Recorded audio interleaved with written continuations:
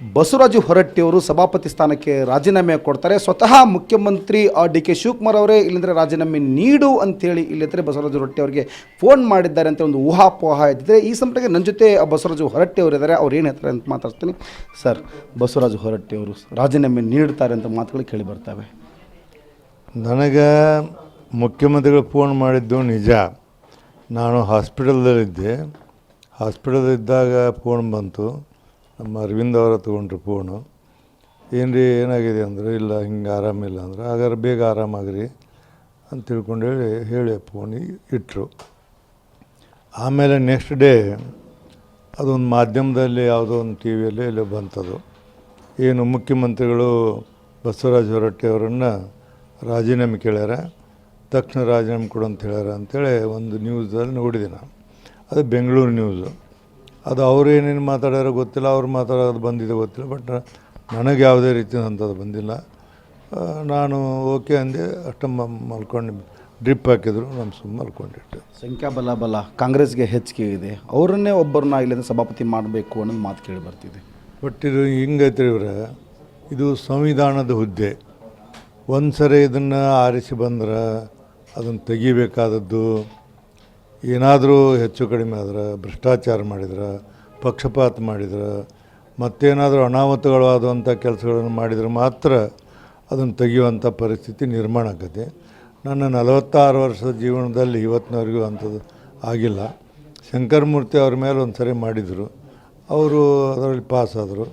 ಅದನ್ನು ಬಿಟ್ಟರೆ ಇವತ್ತಿನ 1956ನೇ ಇಸ್ವಿಯಿಂದ ಪಕ್ಷಗಳು ಬದಲಾಗ್ಯಾವ. ಅದು 80ಕ್ಕಿಂತ ಮೊದಲ ಪ್ರಶ್ನೆ ಬರ್ತಿದ್ದಿಲ್ಲ. ಯಾಕಂದ್ರೆ ಕಾಂಗ್ರೆಸ್ ಗೌರ್ಮೆಂಟ್ ಇರ್ತಿತ್ತು, ಕಾಂಗ್ರೆಸ್ದವ್ರು ಹಾಕಿದ್ರು, ಹಂಗಾಗಿ ಬರ್ತಿದ್ದಿಲ್ಲ. 83ರಿಂದ ಜನತಾ ಪರಿವಾರದವ್ರ ರಾಮಕೃಷ್ಣ ಹೆಗಡೆ ಅಧಿಕಾರಕ್ಕೆ ಬಂದ ನಂತರ ರಾಮಕೃಷ್ಣ ಹೆಗಡೆ ಅವರು, ಬೊಮ್ಮಾಯಿ ಅವರು, ದೇವೇಗೌಡರು, ಆಮೇಲೆ ಜೆ ಎಚ್ ಪಟೇಲರು, ಕುಮಾರಸ್ವಾಮಿ, ಸಿದ್ದರಾಮಯ್ಯ ಇವರೆಲ್ಲ ಬಂದಾಗ ಏನಾಯ್ತಂದ್ರೆ, ಇದು ಈ ಪ್ರಶ್ನೆ ಉದ್ಭವ ಆಗಬೇಕಾಗಿತ್ತು, ಆಗಲಿಲ್ಲ. ಯಾರೂ ಅವರನ್ನು ಅದರ ಕಡೆ ಸಭಾಪತಿ ಕಡೆ ಇಳಿಸ್ಬೇಕು, ಅವ್ರು ಇದನ್ನು ಮಾಡಬೇಕು ಅಂತಿಲ್ಲ.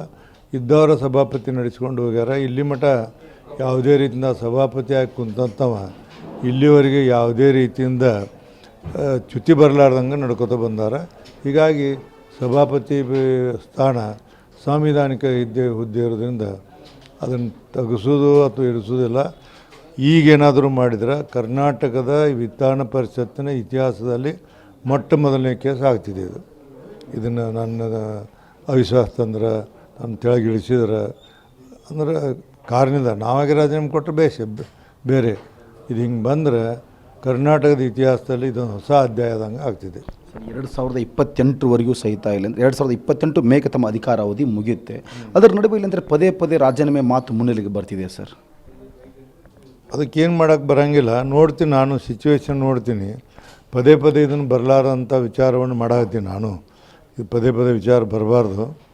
ಅದಕ್ಕೆ ಒಂದು ನನ್ನದೇ ಆದಂಥ ವಿಚಾರ ಅದಾವೆ. ನಾನು ನಿಮ್ಮನ್ನು ಇನ್ನೊಮ್ಮೆ ಕರೆದು ಹೇಳ್ತೀನಿ ನಾನು ವಿಚಾರ ಏನಿದಾವಂತ. ಬೆಂಗಳೂರಿಗೆ ಹೋಗಿ ಬರ್ತೀನಿ ನಾನು. ಬಂದ ನಂತರ ಇದಕ್ಕೊಂದು ಸಂಪೂರ್ಣವಾದಂಥ ತೆರೆ ಎಳೆಯುವಂಥ ಕೆಲಸವನ್ನು ನಾನು ಮಾಡ್ತೀನಿ. ವಿಶ್ವಾಸ ಗೊತ್ತುವಳಿ ಮಾಡಿದರೆ ರಾಜೀನಾಮೆ ನೀಡ್ತೀರಾ ಸರ್? 100%. ಅವಿಶ್ವಾಸವನ್ನು ನಿರ್ಣಯವನ್ನು ಮಾಡಿದ್ರಂದ್ರೆ ಅಲ್ಲಿ ಹೋಗಿ ನನ್ನ ಗೌರವ ಕಡಿಮೆ ಮಾಡಿಕೊಂಡು ಕುರ್ಚಿ ಗಂಟ್ಕೊಂಡು ಕುಂದ್ರಲ್ಲ, ರಾಜೀನಾಮೆ ಕೊಟ್ಟು ಮನೆಗೆ ಬರ್ತೀನಿ ನಾನು.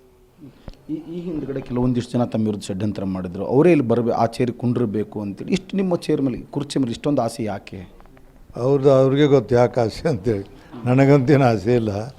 ಅವರು ಅಲ್ಲಿ ಕುಂತಂಥವ್ರ ಪರಿಸ್ಥಿತಿ ದೇವ್ರಿಗೆ ಗೊತ್ತು. ಹಿಂದೆ 19ನೇ ತಾರೀಕು ಲಾಸ್ಟ್ ಇಯರ್ ಬೆಳಗಾವ್ದಾಗ ಬೆಳಗ್ಗೆ 10ಕ್ಕೆ ಕುರ್ಚಿ ಮೇಲೆ ಕುಂತವ್ರು ರಾತ್ರಿ 10:30 ಮಟ್ಟಕ್ಕೆ 11 ತಾಸು ಕುಂತೀನಿ. ಯಾರು ನಾನು ಬಿಟ್ಟಿಲ್ಲ. ಒಮ್ಮೆ 9 ತಾಸು ಕುಂತೀನಿ, ಒಮ್ಮೆ 7 ತಾಸು ಕುಂತೀನಿ. ಇಷ್ಟು ನಾನು ಪ್ರಯತ್ನ ಮಾಡಿ ಸದನವನ್ನು ಇಲ್ಲಿವರೆಗೆ ಯಾವ ಸಭಾಪತಿ ಮೇಲೂ ಯಾರೂ ಸಭಾಪತಿ ಮೇಲೆ ಕಂಪ್ಲೇಂಟ್ ಮಾಡೋದಾಗಲಿ ಮತ್ತೊಂದು ಮಾಡೋದಾಗಲಿ ಮಾಡಿಲ್ಲ. ಹಾಗಾಗಿ ನನಗೆ ಯಾಕೋ ಇದು ಇಷ್ಟೆಲ್ಲ ನ್ಯೂಸ್ ಬರೋದು ನನಗೆ ತಿಳಿಲಿಲ್ಲ. ಅದಕ್ಕೆ ಇದ್ರ ಬಗ್ಗೆ ಒಂದು ವಿಚಾರ ಮಾಡಿ ನಾನು ಇದಕ್ಕೆ ಈಗ 2ನೇ ತಾರೀಕು ಹೋಗ್ತೀನಿ ನಾನು. ಇದಕ್ಕೊಂದು ಸಂಪೂರ್ಣವಾದಂಥ ಒಂದು ತೀರ್ಮಾನವನ್ನು ಮಾಡಿ ಇದು ಪದೇ ಪದೇ ಚರ್ಚೆ ಬರಲಾರ್ದಂಗೆ ನೋಡ್ಕೋತೀನಿ. ಮುಖ್ಯಮಂತ್ರಿಗಳಿಗೆ ಏನಾದರೂ ಭೇಟಿ ಆಗ್ತೀರಿ ಸರ್ 2ನೇ ತಾರೀಕಿನ ನಂತರ, ಆಗಸ್ಟ್ 2ರ ನಂತರ? ನೋಡೋಣ, ಸಿಚುವೇಶನ್ ಬಂದರೆ ಭೇಟಿ ಆಗಬೇಕಾಗ್ತದೆ. ಯಾಕಂದ್ರೆ ಅವರು ಸರ್ಕಾರದ ಮುಖ್ಯಸ್ಥರು. ನಾವೇನೋ ಹೇಳ್ಬೇಕಾದ್ರೆ ಅವ್ರಿಗೆ ಹೇಳೋದು ನಮ್ಮ ಧರ್ಮ. ಅದು ಮಾಡಬೇಕಾದ್ರೆ ಮಾಡ್ತೀನಿ. ಕುರ್ಚಿ ಕಂಡು ಕುಂಡ್ರೋ ಮಾತೇ ಇಲ್ಲ. ಇಲ್ಲ ಇಲ್ಲ ಇಲ್ಲ, ಅದು ನೀವು ಬರೆದಿಟ್ಕೋರಿ. ನಾ ಅಂಟ್ಕೊಂಡು ಕುಂದ್ರೋ ಅಲ್ಲ. ಯಾರ ನಾನು ಏನಿಲ್ಲ ನನ್ನ ಮೇಲೆ ಯಾವುದೇ ಥರದ ಬ್ಲೇಮ್ ಮಾಡಿ ಮತ್ತೊಂದಾಗಲಿ ಬರಲಿಲ್ಲ ಅಂದ್ರೆ ಸದಾ ನಡೆಸ್ತೀನಿ. ಬಂದ್ರೆ ಅಲ್ಲಿ 1 ನಿಮಿಷ ಕುಂದಿರ್ತಿಲ್ಲ. Okay, thank you sir. ನಾನು ಒಂದೇ 1 ನಿಮಿಷ ಸಹಿತ ಇಲ್ಲ ಅಂದರೆ ಆ ಚೇರ್ ಮೇಲೆ ಕುಂಡಿರೋದಿಲ್ಲ. ಅವಿಶ್ವಾಸ ಗೊತ್ತುವಳಿ ಮಾಡಿದರೆ ಒಂದು ವೇಳೆಯಲ್ಲಿ ಅಂದರೆ ಪದೇ ಪದೇ ಈ ಮಾತುಗಳು ಬರ್ತದೆ. ನಾನೇ ಸ್ವತಃ ಇಲ್ಲ ರಾಜೀನಾಮೆ ಕೊಡ್ತೀನಿ. ಆದರೆ ನನ್ನ ಅಧಿಕಾರಾವಧಿ 2028 ಮೇವರೆಗಿದೆ. ಕರ್ನಾಟಕದ ಇತಿಹಾಸದಲ್ಲಿ, ಅದು ಪರಿಷತ್ ಇತಿಹಾಸದಲ್ಲಿ ಯಾರು ಒಬ್ಬರು ಸಹಿತ ಇಲ್ಲಿವರೆಗೂ ಅಂತಾರೆ ಅಧಿಕಾರ ಅವಧಿ ಮುಗಿಯುವವರೆಗೂ ರಾಜೀನಾಮೆ ನೀಡಿಲ್ಲ. ಈಗ ಆ ಮಾತೇ ಬಂದಿಲ್ಲ. ಆದರೆ ಅವಿಶ್ವಾಸವಳಿ ಗೊತ್ತು ಮಾಡಿದರೆ ಇಲ್ಲಂತೆ ನಾನೇ ಸ್ವತಃ ರಾಜೀನಾಮೆ ಕೊಡ್ತೀನಿ ಅನ್ನೋದು ಹೊರಟಿಯವರ ಮಾತು. ಕ್ಯಾಮ್ರಾ ಪರ್ಸನ್ ಬರ್ ಜೊತೆ ಯಲ್ಲಪ್ಪ ಸೋಲಾರಗೊಪ್ಪ, TV5 ಹುಬ್ಬಳ್ಳಿ.